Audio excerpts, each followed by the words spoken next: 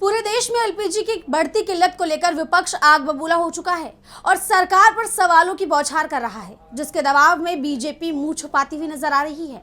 लेकिन सवालों का सिलसिला कम होता दिखाई नहीं दे रहा। इसी कड़ी में सपा प्रमुख अखिलेश यादव ने भी बीजेपी पर निशाना साधा है। क्या है पूरी खबर, देखिए इस रिपोर्ट में। पश्चिम एशिया में जारी जंग की वजह से भारत की आम जनता पर मुश्किलों का पहाड़ टूट पड़ा है। बीते एक हफ्ते से लोगों को एलपीजी सिलेंडर की किल्लत सता रही है। गैस एजेंसियों के सामने लंबी लंबी लाइनें लगी है, जिसे लेकर विपक्ष हर रोज सरकार से एक ही सवाल पूछ रहा है कि आखिर इस परेशानी का समाधान कब निकलेगा।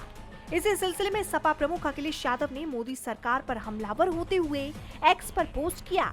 उन्होंने कहा, परेशान मां नहीं तो बिलखते बच्चे की पुकार ही शायद भाजपाइयों के जमीर को जगाए।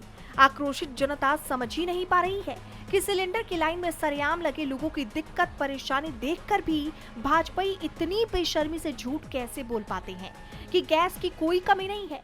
अब तो भूख से तड़पते परिवार वाले कह रहे हैं कि अब ये नहीं कहना चाहिए कि निर्दयी निर्मम भाजपाइयों के दिल पत्थर के हैं, बल्कि ये कहना चाहिए कि भाजपाइयों के दिल ही नहीं है।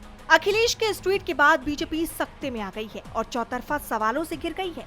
साथ ही अपने बचाव में जनता की परेशानी को अफवाह करार दे रही है, जिसे लेकर भी विपक्ष का गुस्सा सरकार पर फूट रहा है।